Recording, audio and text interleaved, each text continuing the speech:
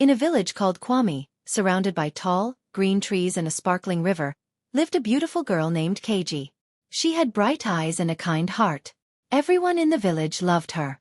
Keiji was engaged to a strong and handsome man named Kofi. Their wedding was the talk of the village, and everyone was excited. Keiji's father, Chief Ajayi, was the leader of the village. He was strict and always wanted things done his way. Keiji loved her father, but she did not want to marry Kofi. She wanted to choose her own path and find her own happiness. She told her father about her feelings, but he did not listen. He told her that she must marry Kofi because it was best for the village.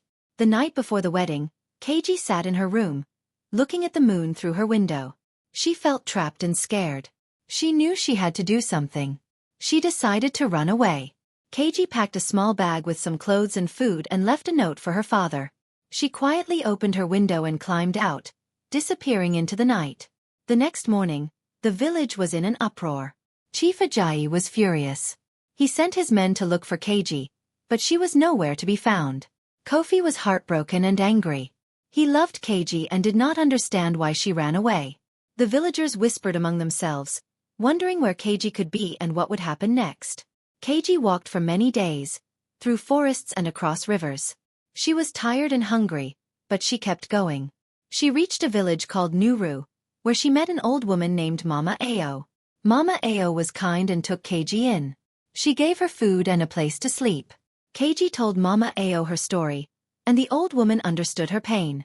Mama Ao told Keiji about a wise man named Badu who lived in the mountains and could help her find her true path. Keiji decided to find Badu.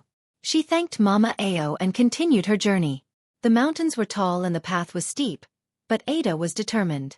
She climbed and climbed until she finally reached Badu's hut. Badu was an old man with a long white beard and wise eyes. He welcomed Ada and listened to her story. Badu told Ada that true happiness comes from following one's heart and that she must be brave to find her own way.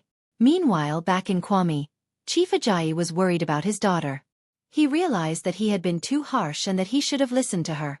He sent Kofi and some men to find Ada and bring her back safely. Kofi and the men set off on their journey, asking villagers along the way if they had seen Ada. Ada stayed with Badu for many days, learning about life and courage. One day, while she was out gathering firewood, she saw Kofi and the men approaching. Her heart raced, but she did not run. Kofi saw Keiji and called out to her. Keiji walked towards him, and they stood facing each other. Kofi told Keiji that her father was sorry and wanted her to come back. Keiji told Kofi about her feelings and why she had to leave. Kofi listened and understood. He promised Keiji that he would support her in finding her own path. Keiji agreed to return to the village, but only if her father accepted her choices. Kofi and Ada walked back to Kwame together. When they arrived, the villagers gathered around, and Chief Ajayi ran to hug his daughter. He apologized and promised to listen to her from now on.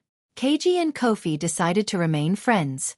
Keiji chose to travel and see the world, and Chief Ajayi supported her decision. She knew she had found her true path. Keiji's return to Kwame was a time of mixed emotions. She was happy to see her father, Chief Ajayi, but she was also determined to make her own choices. Kofi, who had grown to understand and support Keiji, walked beside her, knowing their friendship was now stronger than ever. The villagers welcomed Keiji back with open arms, but whispers of her adventure spread quickly. Some admired her courage, while others questioned her defiance. Ada stood tall, knowing she had made the right decision for herself. Chief Ajayi, true to his word, allowed Keiji to pursue her own path, even if it meant she would not marry Kofi. As the days passed, Keiji became more involved in the village, helping with tasks and learning new skills. She spent time with the elders, absorbing their wisdom, and with the children, sharing stories of her adventures. She felt a sense of freedom and purpose she had never known before. One evening, as the sun set over the village, a stranger arrived. His name was Nuru, a traveler with tales of distant lands and incredible adventures. He captivated the villagers with his stories of towering mountains, vast deserts, and bustling cities. Keiji was especially intrigued by Nuru's tales of a faraway city where women could learn to read and write, something she had always dreamed of. Keiji and Nuru quickly became friends. They spent hours talking about the world beyond Kwame and the possibilities it held. Nuru encouraged Keiji to follow her dreams and explore the world. Keiji's heart raced with excitement, But she knew she had to talk to her father before making any decisions. Chief Ajayi listened to Keiji with a heavy heart. He loved his daughter and wanted to protect her, but he also understood her desire to see the world. After a long conversation, he gave Keiji his blessing to travel with Nuru and learn all she could. Keiji was overjoyed and promised to return to Kwame someday. The next morning, Keiji and Nuru set off on their journey. The villagers gathered to say goodbye, offering gifts and well wishes. Kofi, though sad to see Keiji go, knew it was what she needed. He handed her a small carved figurine for luck and hugged her tightly. Their journey was filled with challenges and wonders. They crossed rivers, climbed mountains, and traveled through dense forests. Keiji marveled at the beauty of the world and the kindness of the people they met along the way. Nuru taught Keiji how to read maps and navigate by the stars, skills that would be invaluable on their journey. One night, as they camped by a river, they were approached by a group of travelers. Among them was a woman named Saad, who was also on a journey to learn and explore. Saad and Keiji quickly became friends, and Saad shared her knowledge of healing herbs and traditional medicines. Keiji was fascinated and eager to learn more. The group traveled together for many weeks, each day bringing new experiences and challenges. Keiji's confidence grew, and she felt more capable and independent with each passing day. She often thought of her father and the village, but she knew she was on the right path. Their journey eventually led them to the great city Nuru had spoken of. It was a bustling, vibrant place filled with people from all walks of life. Keiji was in awe of the tall buildings, busy markets, and the sounds of the city. She and Nuru found a small place to stay and began exploring the city. Ada enrolled in a school for women, eager to learn how to read and write. The lessons were challenging, but Keiji was determined. She spent her days studying and her evenings exploring the city with Nuru and Saad. She made new friends and learned about different cultures and traditions.